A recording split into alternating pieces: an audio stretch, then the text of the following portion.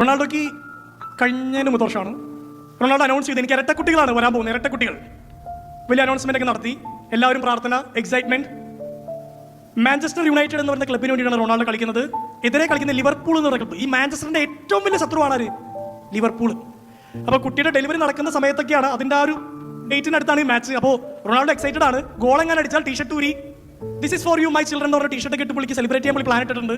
കൃത്യം ഒരാഴ്ചയ്ക്ക് മുമ്പ് ഡെലിവറി നടന്നു. പക്ഷേ ഇരട്ടക്കുട്ടികളായിരുന്നു. ഒരു കുട്ടി മരിച്ചുപോയി, മോൻ മരിച്ചുപോയി, അയാൾ തകർന്നുപോയി.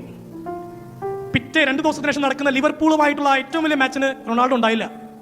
റൊണാൾഡോന്റെ ജേഴ്സി നമ്പർ 7. അന്ന് അവിടെ മനോഹരമായ ഒരു കാര്യം നടന്നു.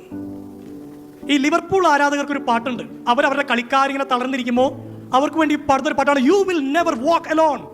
നിങ്ങൾ ഒരിക്കലും ഒറ്റയ്ക്കല്ല, അതാ ഇങ്ങോട്ട് നോക്ക്, ഈ ജനം മുഴുവൻ നിങ്ങൾക്കൊപ്പം ചെന്ന് ഗോളടിക്കണ. You will never walk alone എന്നൊരു പാട്ടുണ്ട് അവർക്ക്. അന്നത്തെ മാച്ചിൽ 0-0 ആണ്. കളി തുടങ്ങി 7-ാം മിനിറ്റിൽ ലിവർപൂൾ ആരാധകർ മുഴുവൻ എഴുന്നേറ്റ് നിന്നിട്ട് ക്രിസ്ത്യാനോ റൊണാൾഡോന്റെ ഫോട്ടോ പിടിച്ചിട്ട് അവർ പാടി, Ronaldo U will never walk alone. How beautiful. ശത്രുവിന്റെ ടീമിനെ, മകൻ മരിച്ചുപോയ മനുഷ്യനെ 50,000-ലധികം ആളുകൾ എഴുന്നേറ്റ് നിന്നിട്ട് പാടുകയാണ്. അവരുടെ ടീമിന് വേണ്ടി പാടിയ പാട്ട് ഓപ്പോസിറ്റ് ടീമിലെ റൊണാൾഡോയ്ക്ക് വേണ്ടി പാടുന്നു, U will never walk alone.